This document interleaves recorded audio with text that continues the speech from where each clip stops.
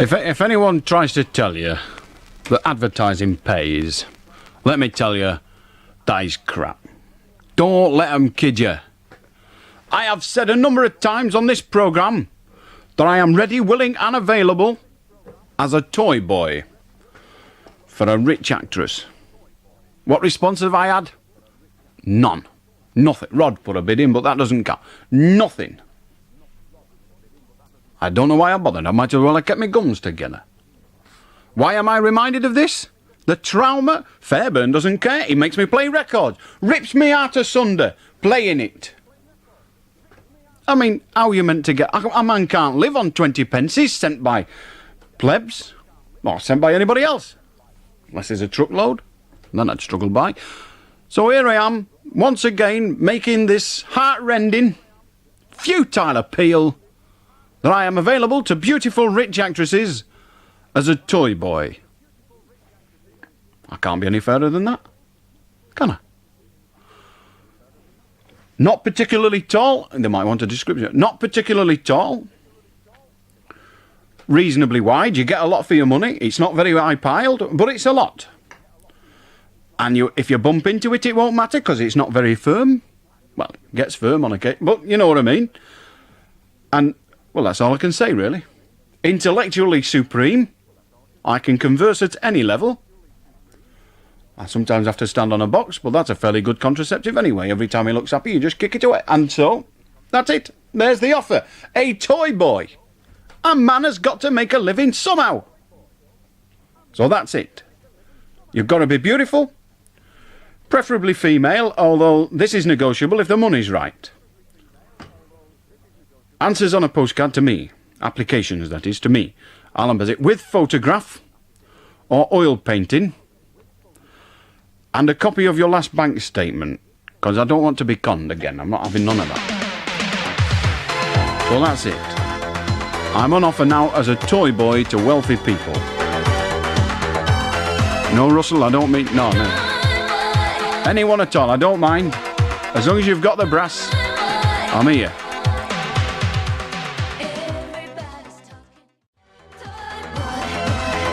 Rubbish, isn't it? I don't know why we bother with it. That's alright.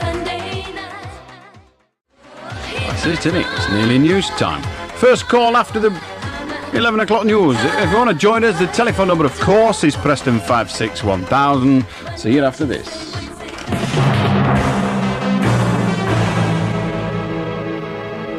The 11 o'clock news, this is Alan King. Israel is stepping up its efforts to bring an alleged Nazi war criminal now living in Scotland to trial. Sources in Jerusalem say that unless Britain takes action against the suspect, the Israeli government will. John Taylor reports. The Simon Wiesenthal Centre says that Antonas Gikas from Edinburgh once belonged to a Nazi unit which caused the deaths of hundreds of thousands of Lithuanian Jews, a claim which he strongly denies. The Home Office says Mr. Gikas can't be tried in this country, nor can he be extradited to Israel because the crimes allegedly happened in Russia and therefore aren't covered by the treaty. Meanwhile, Nazi hunter Rabbi Marvin Heer has vowed to bring Mr. Gikas to trial. He says if Britain won't do it, then the Israeli government will have to step in. 7 Dutch crewmen have been rescued after their cargo ship capsized within sight of a North Sea oil rig. Duncan Wood reports. The 150-ton ship, the Dutch, was 80 miles east of Whitby when it suddenly began to list and overturn. But luckily it was in sight of one of the rigs in the Esmond field and a rescue ship was launched. All 7 crewmen were taken on board after spending 15 minutes in the sea. One man had been in the shower when the ship actually capsized. The sail went over my head and I got out. So. How did you manage to get out? You don't know, you just get out. An RAF-seeking helicopter from Boomer in Northumberland airlifted all the crew to hospital in Newcastle, where they are all now recovering from their ordeal without any injuries. This is Duncan Wood for IRN on Tyneside. An RAF Tornado jet has crashed near a farm on the North Yorkshire moors. The impact shook the ground and set up a mushroom cloud of smoke, but the only casualty was one of the 2 crewmen who injured an arm while ejecting. Two Britons are among more than 700 people who've died during the blistering heat wave hitting Greece. A 46-year-old Oxfordshire woman has died from dehydration, and a 57-year-old South Yorkshire woman holidaying on the island of Zante died after suffering sunstroke. Temperatures of over 100 degrees are said to continue for the next few days. But Britons flying out there are being philosophical about what they'll find. As long as I'm careful, drink plenty of water, that should be okay. Well, I'm going there on business, so yes, I have slight trepidation. I'm glad I'm not going there on holiday, I think. If you're careful, if you know what you're doing, there's no risk at all. You know, several hundred people have already died in these temperatures. People are dying all the time. I don't know whether it's due to heat or other things. For the first time in 75 years, relics from the Titanic have seen the light of day, but the French treasure hunters scouring the sunken liner for loot have been branded nauseating vultures. Despite widespread condemnation, they're continuing to search for the ship's strongbox 2.5 miles down on the bottom of the Atlantic. Lisa Hempeley reports. Eva Hart was 7 when the ship went down. She survived, her father died. Now aged 82, she's enraged that the mass sea grave is being disturbed. It's an act of utter piracy. There are nothing but vultures. The French Institute mounting the recovery operation and the British company financially backing it hope to eventually present an exhibition as popular as Tutankhamun. Eva Hart says they're simply money grabbers. But there's bits of the ship down there, and they're going to fetch up dinner plates and things like that. Do you tell me they're going to put those in a museum? They're going to make a lot of money out of it, and I think it's nauseating. The first finds from the Titanic include dinner plates and bottles of wine. Independent Radio News. What does it matter, for crying out loud? They're all dead, aren't they? They've been down there 75 years. They're not going to start moaning, are they? You can't upset the dead. None of them ever come back. Ring him if you dare. Allan Beswick, the late night show. Mind you, if they do, I suppose they'll get level. 3.5 minutes past 11 o'clock. The telephone number, if you wish to join us on the phone in that we're about to commence, is Preston 561,000. Our first caller this evening is Pat.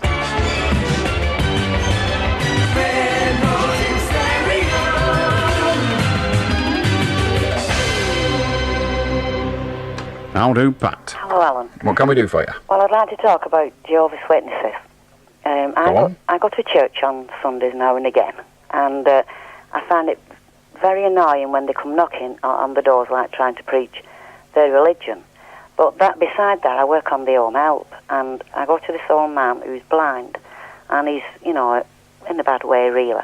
And he has everything downstairs, you know, where he can just put his hands on things and that. And he was having a wash, and it's a few months ago, this, when it was cold weather.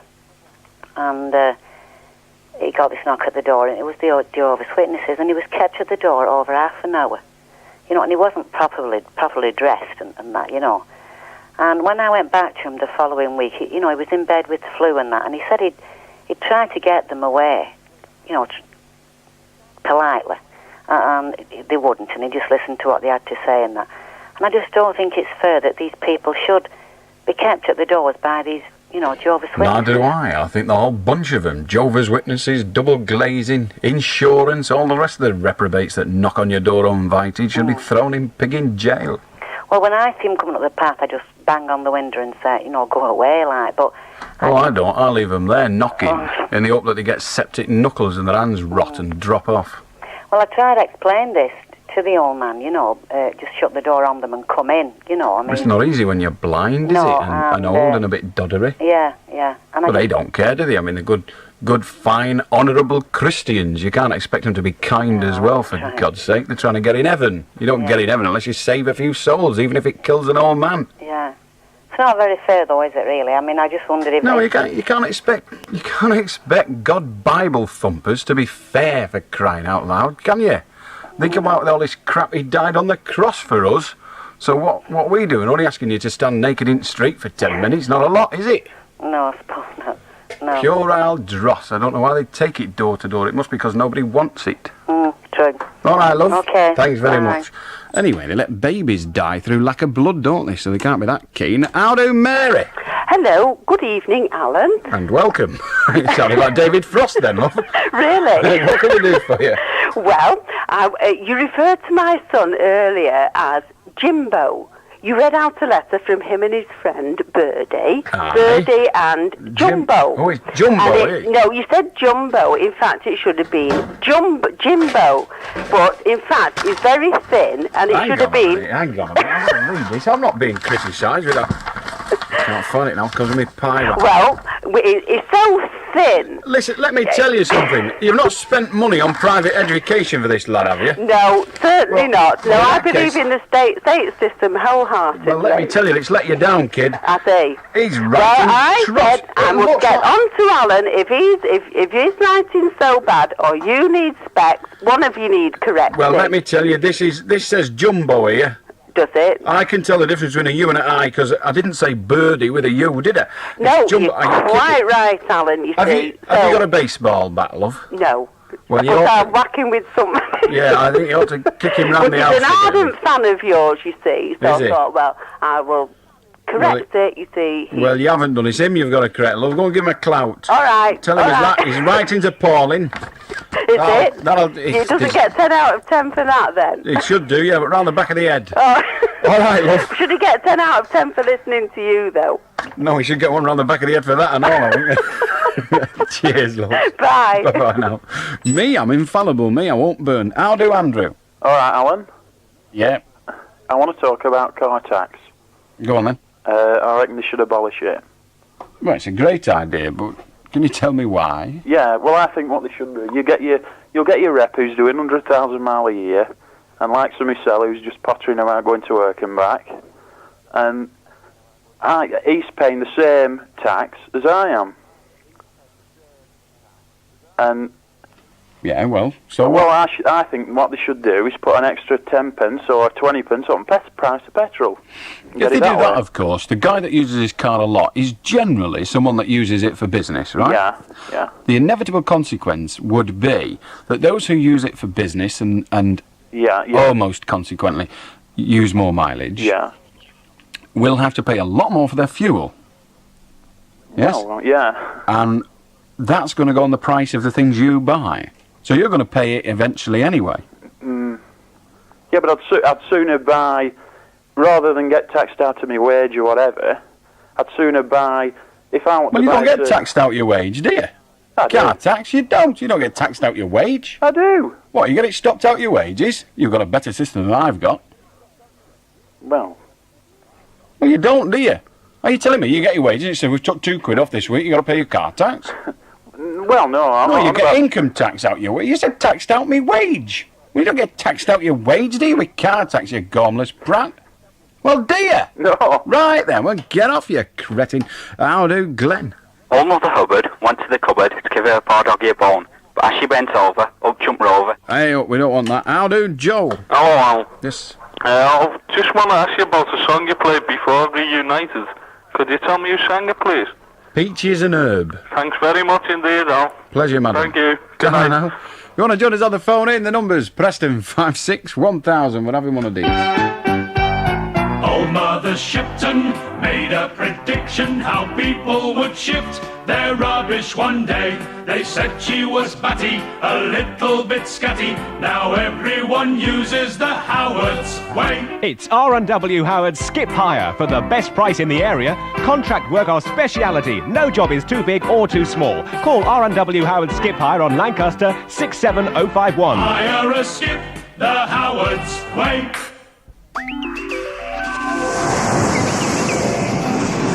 It's everybody's idea of a trip to paradise, a holiday in Hawaii.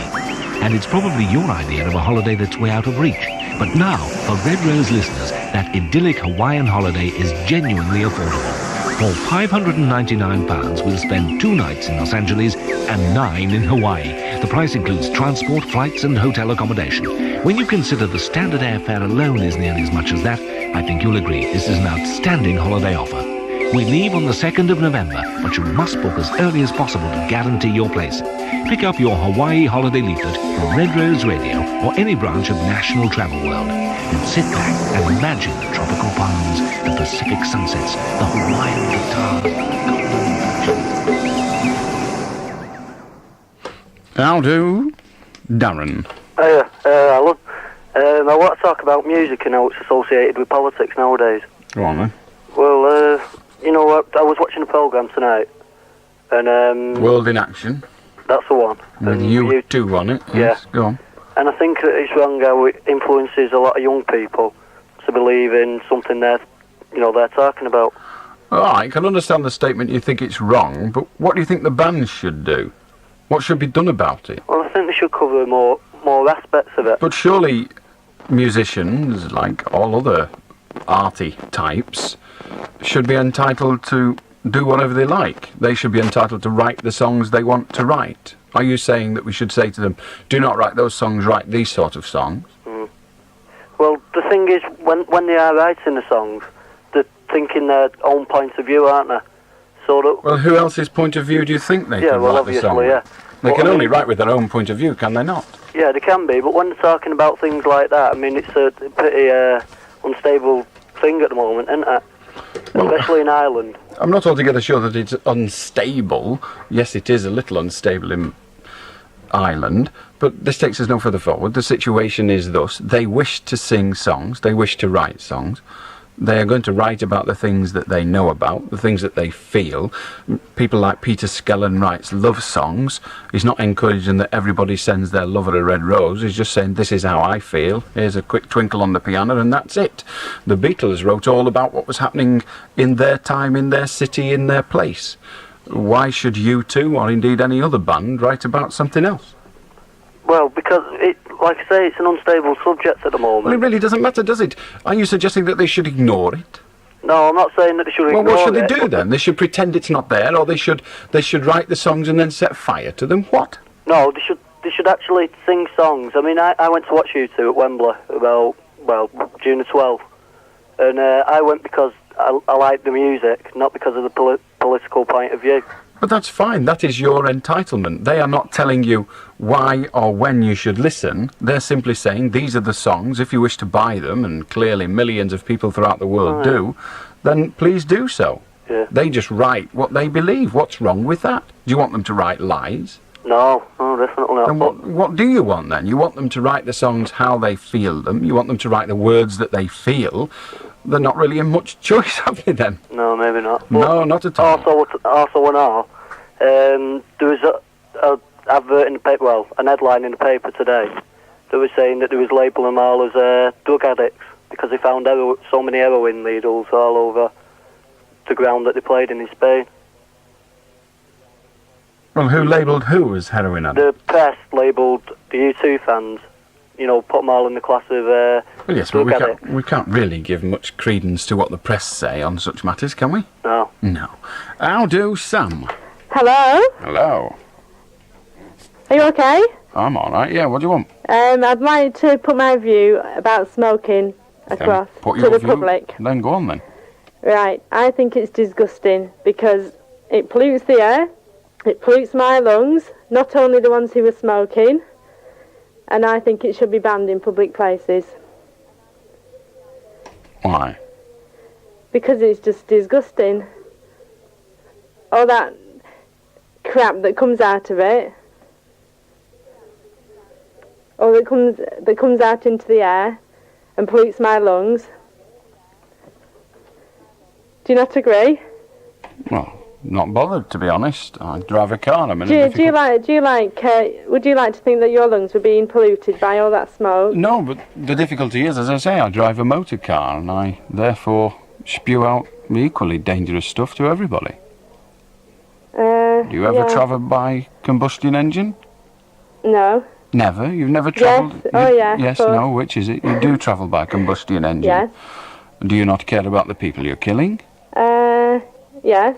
You do, but you don't mind. You're prepared to carry on doing it, are you? Well, smoking is different. Yes, it is different. It kills you for a different reason, but you're just as dead. Yes, but you don't need to smoke, do you? I mean... How much do you need to travel by internal combustion Well, you engine? need to travel, don't you? No. You do? Man survived for generations without ever leaving his particular village. Yeah, but I mean, we're in 1986 now, 87. Yes, and in 1986 we have a fairly polluted atmosphere, and one of the pollutants of that atmosphere is tobacco and its products. The other pollutant, or one of the other pollutants, is the motor car. of the two, it could be argued that the motor car is the worst. Yeah, but do you not agree that it is very selfish if I'm stood next to somebody and I don't want to smoke and they're smoking away? Yes, I do. I consider it to be exceptionally selfish. Well, can I put it across to all those that are Just listening? as selfish as someone who considers their transport to be more important than the rest of the world's health. Well, I think it's different, really, because I think you have to travel. I mean... Well, there are people who are addicted to nicotine and therefore have to smoke. Yeah, well, they can give up, can't they? No, not if they're addicted. Addicts very rarely give up. You can give up your travel. Well, yeah, I suppose I could walk to London and back, couldn't I, every week? No, you could decide not to go to London. You could decide you weren't going to go to London, or alternatively not come here, just stay in London. Yeah, like I said, we're in 1987 Yes, now. I know the date. I'm not having any trouble remembering the date. I have a diary that helps. And so the truth is that you are happy to pollute the atmosphere for your convenience, but not to allow others to pollute it for theirs. Correct? Yeah. I thought so. You have been Beswicked.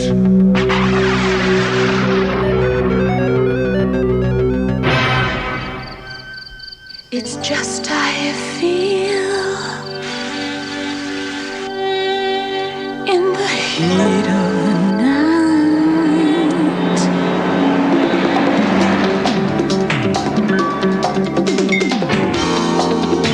It's just how you feel when you know it's for real. It's a kick, it's a hit, it's a Coke. Coca-Cola is it. Whether you're considering a Citroen, Lada or Ford for E-Day on August the 1st, give the rest the big E for John Wilding. Right now, John Wilding is getting all excited by offering truly exceptional deals on all three of these makes, along with extremely low finance on selected models. You're always guaranteed John Wilding's excellent after-sales service too, and exceedingly generous part exchange allowances. So see how easy John Wilding makes buying E-Reg cars with Citroen and Lada at Banbury Garage, Westgate Morecambe, and Ford on the A6 Gar Stand. Thinking of changing your hi-fi? Call into Lang Video Audio at Crumpton Street, Wigan and Nersey Street, Bolton, the North's leading part exchange hi-fi specialists. Ring Wigan 323-897 for details now. How do, Sonia? Oh, well, Alan, I'm ringing up to see if you could tell me how I trace a telephone call. You don't, generally. Well, you see, I keep getting these obscene phone calls, and I rung the operator to ask her if I could trace the call, and she said, no, we can't do it. And that's exactly the same answer as me. It can't be a coincidence that we both give the same answer, can it? Well, how'd you find out where they're ringing from, then? Because... To be honest, with difficulty, if not impossibility. Oh, I see that. That's the trouble. The easiest thing is to get your number changed. Okay, then. All right, Thank you very love. much. Sorry, Bye. but you see it on television. You see these detectives saying, trace this call! And 30 seconds later they tell them it's a phone box on the east side of Bermondsey or something. Well, it don't work like that in the real world. Okay, then. All right, love. Thanks a lot. Sorry, Ta-ra. particularly with these self-trunk dial things, the old STDs. How do, Dawn? How do, Alan? I don't think you should get questions like this, but I've been travelling around for about 6 months now to all the local pet shops, and I can't find a tortoise anywhere. I was wondering if you could help me. To find a tortoise? Yeah. I don't know. But I must admit, I read, this is a true story, I read over the weekend in the West Lancashire Evening Gazette an advert for someone that had lost a tortoise. How the bloody hell do you lose a tortoise? You put it down, you turn around, it's gone. I mean, they don't move that quick, do they? I mean, they're not easy to lose. But I don't know. I don't know where you'll get a tortoise. Have you tried Blackburn? No, I've tried Bolton, West Horton. All right, then. Burnley. Well, I don't know the name of the shop. I forgot the name of the shop now. I'll be in trouble tomorrow. In Blackburn, opposite the cathedral. Hmm? Do you know where the cathedral is in Blackburn? No, I don't know Blackburn. You don't know Blackburn? Well, if you're in Blackburn in the next week or so, call into the pet shop opposite the cathedral. Just ask anyone to direct you to the cathedral. You'll spot it, and it's a big place. You'll spot it. It's not far. At one time, you could get tortoises quite easy. I know, but they're not easy now. There's rules about it. Why Rules. not easy, do you know? Oh, I don't know. I don't know why there is. Except they're not allowed to import them anymore, I don't think. Yeah. So they have to be bred in this country. Yeah. And so, I don't know where you'll get one, but as I say, this pet shop in Blackburn, they're friends of mine, and they might be able to get you one. I think they're called Dickinson's. Dickinson's. Ring them up tomorrow. Have a look tomorrow under D, and if there's a Dickinson pet shop in Blackburn, ring them up and tell them I told you to ring there. Yeah. Because if anyone can get you one, they can. Okay. But that doesn't mean they will. All right? All right, thanks very much. So try. Ta-ra. The other thing, of course, you could ask the RSPCA, because people sometimes give them to them. Yeah. All right? Okay. Ta-ra. All right, thank you. How do, Paddy?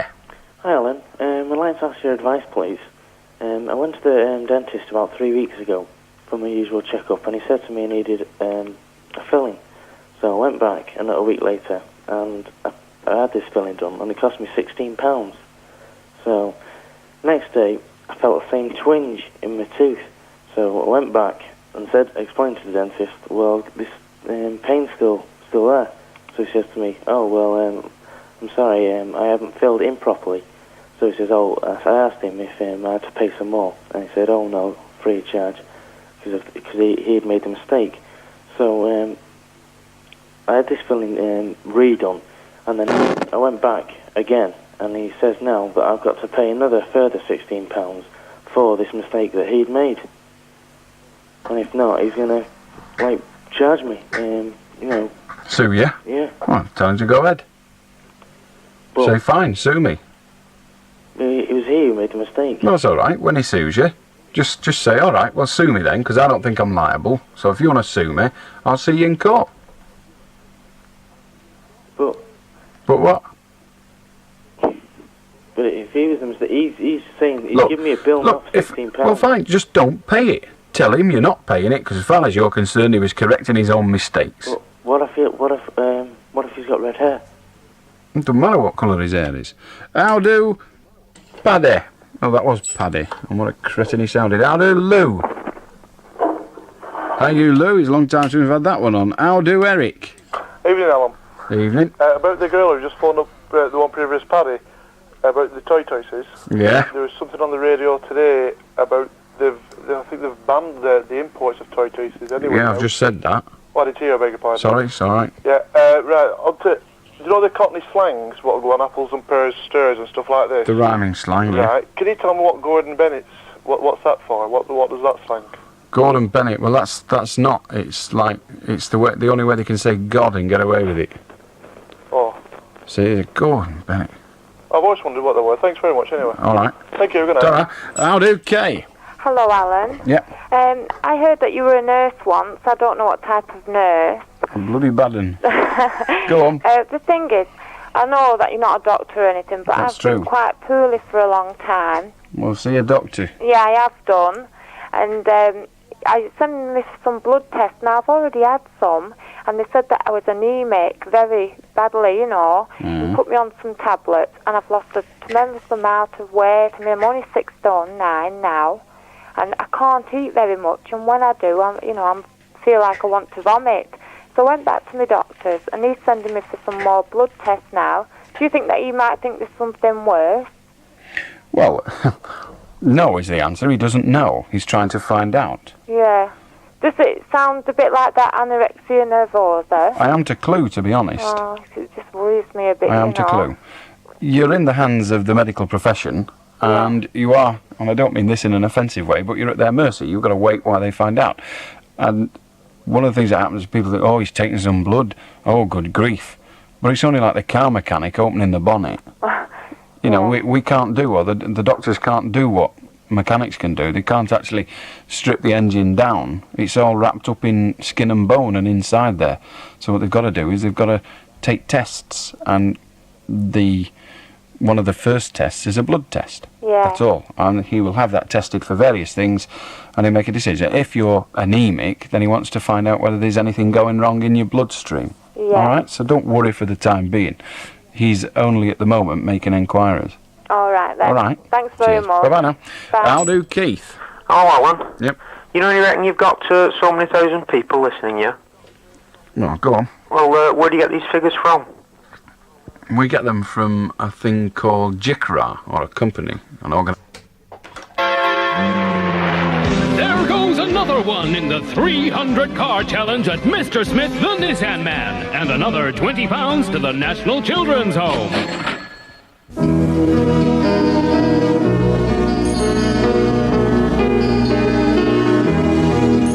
Teledisc is proud to present The Magic of Richard Clayderman.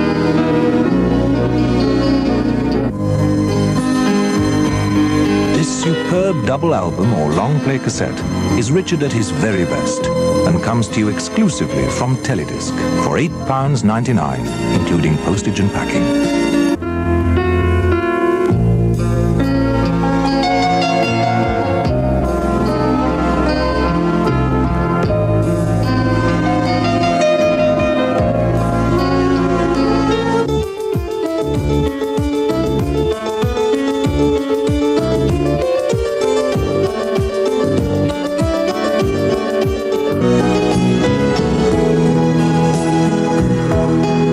Enjoy over 80 minutes of beautiful music, from classical masterpieces to the intimate romance of modern love songs, from one of the world's most popular pianists.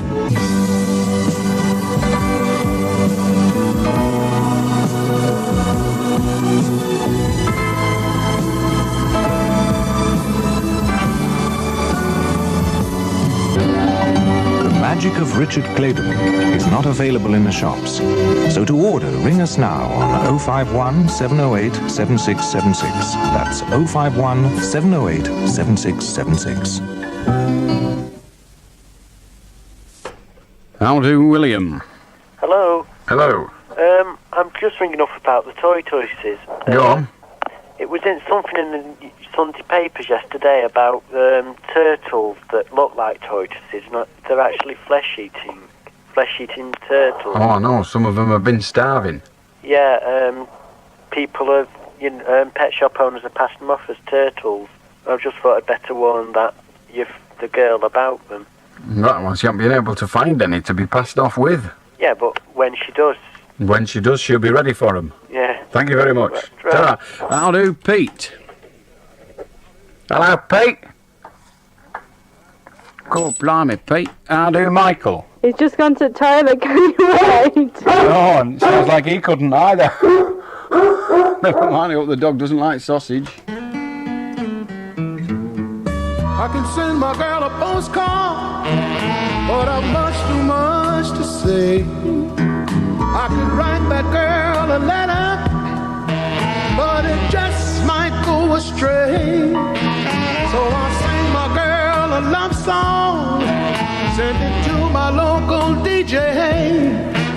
All I need is a cassette recorder and a spool of DDK. You know I've got the blues, 'cause my baby's gone away. Oh yes she has. But I'm gonna tell the whole world how I feel. I'm a rolling spool of DDK. Yeah, yeah, Whether you're considering a Citroen, Lada or Ford for E-Day on August the 1st, give the rest the big E for John Wilding. Right now, John Wilding is getting all excited by offering truly exceptional deals on all three of these makes, along with extremely low finance on selected models. You're always guaranteed John Wilding's excellent after-sales service too, and exceedingly generous part exchange allowances. So see how easy John Wilding makes buying E-Reg cars with Citroen and Lada at Banbury Garage, Westgate, Morecambe, and Ford on the A6 Gar Stand. How do, Martin? Hello, Alan. Hello. Allan Beswick, he is good. To listen to, he is a bud. A little angry now and then. To people called Susan, Alf and Ben. Time I must be going now. Pow, pow, pow. That was a party political broadcast on behalf of the Patterson Party. Well, it wasn't particularly clever. How do, John? Alan, why don't you shut up while I talk to them? Okay. How do, Dave? Hello, Alan. Yes. Can I sing a song, please? Yes. Baby, we can talk all night, but that ain't getting us nowhere. I've told you everything I possibly can. There's nothing left inside of me. And maybe you can cry all night, 'cause the battle never changed the way that I feel. The snow is really piling up outside. I wish you would have made believed in. I pulled it on and I pulled it out. I try to show you just how much I care. I'm tired of words and I'm too hoarse to shout. But you've been cold to me so long. I'm crying icicles instead of tears. And all I can do is keep on telling you I want you. I need you. But there ain't no way I'm ever gonna love you. Now don't be sad.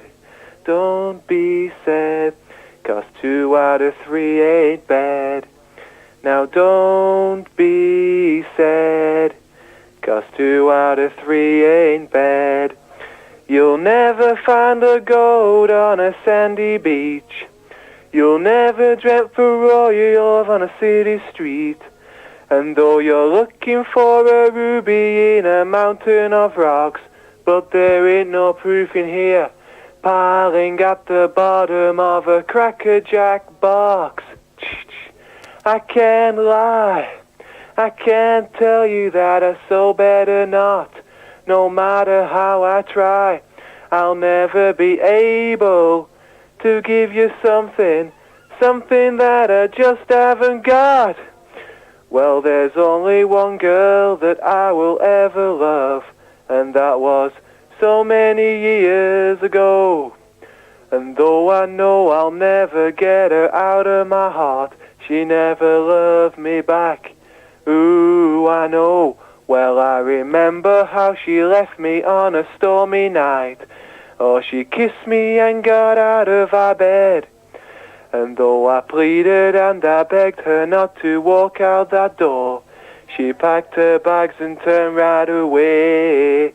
And she kept on telling me, she kept on telling me, she kept on telling me I want you, I need you.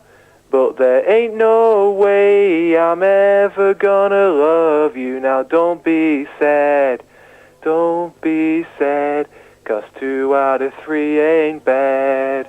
Now don't be sad, 'cause 2 out of 3 ain't bad. Baby, we can talk all night, but that ain't getting us nowhere. Thank you very much, Alan. Have you got a cat? Yeah, whiskey. I thought you had. Well, I heard you go in the middle. Yeah, it were purring at my leg. Was it? Yeah. Is Alan. it deaf? Yeah, a bit. I thought it might be. Alan, what do you call... Ring me back when you know it. How do, Tony? Hello, Mr. Beeswax. Hello, Tony.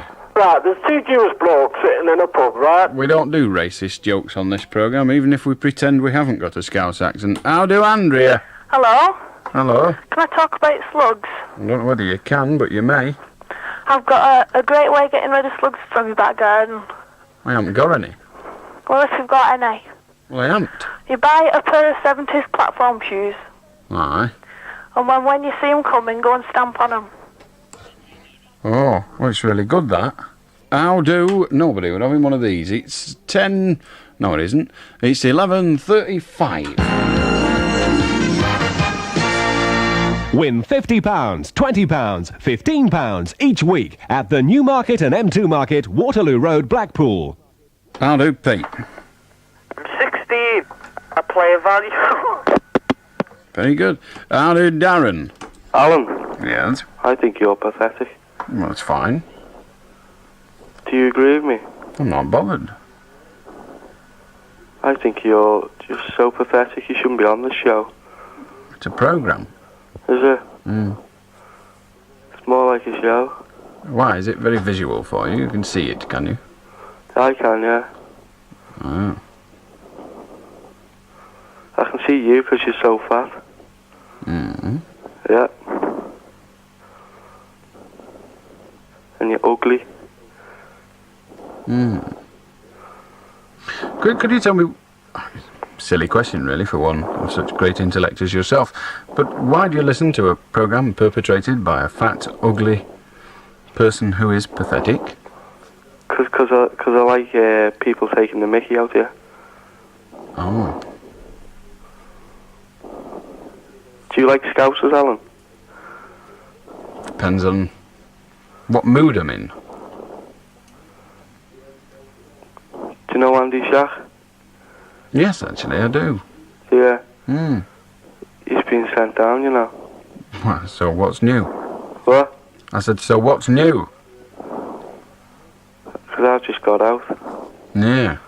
Yeah. Well, it must have been a prison you got out of, because it can't have been a psychiatric hospital, can it, really? No. Because you'd have still been in there. How do, Stephen? Hello, Alan. Yes? Are you well? Yes. I'd like to talk about low pay. Well, I know a lot about that.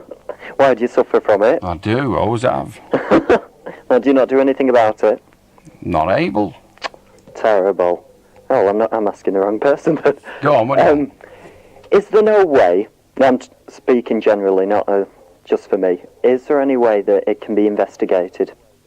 It just seems pathetic. It rather depends on what you mean. It can be investigated. It's a bit of a generalisation. Well, today on the news it was all about the North West suffering from bad low-pay units, and it just... No, it was probably a report by the low-pay unit that income in the North West is particularly low.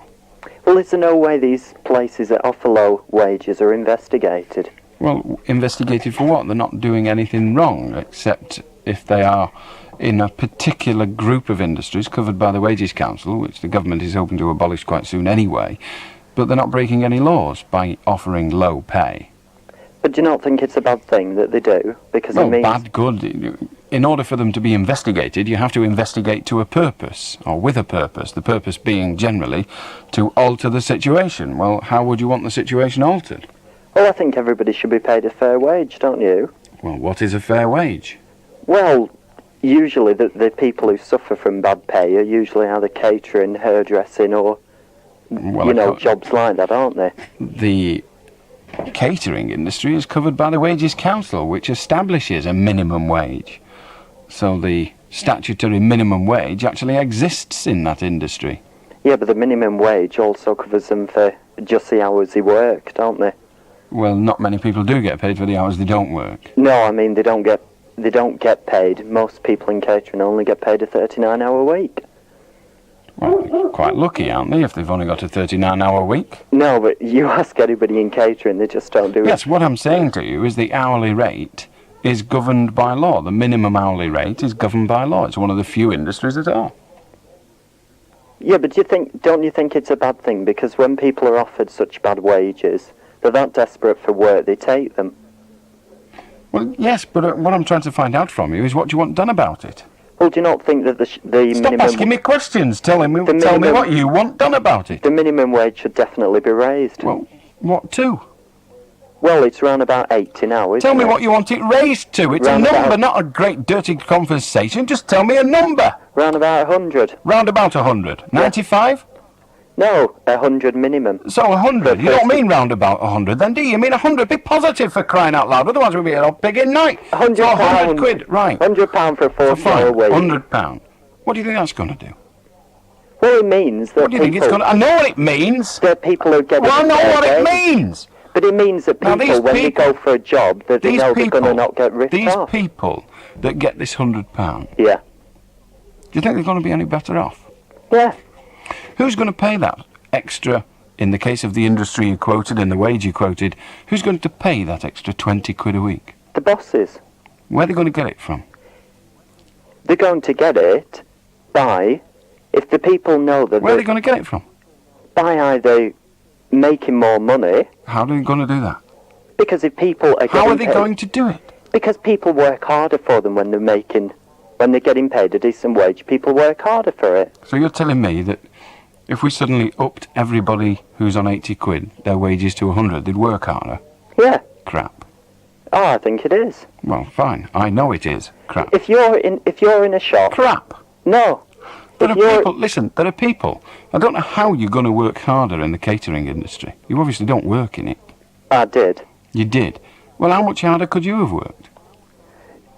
Harder as in hours or harder as in physical work? So what you're actually suggesting, do tell me if I'm wrong. I'd love you to tell me I'm wrong. I don't know how you're going to put your argument if you do, but there you are. That's your problem. Are you telling me that we should say, well, OK, you can have £100 a week, but you've got to work longer hours than you're working now for 80? No, because I said £100 a week for a 40-hour week. Right.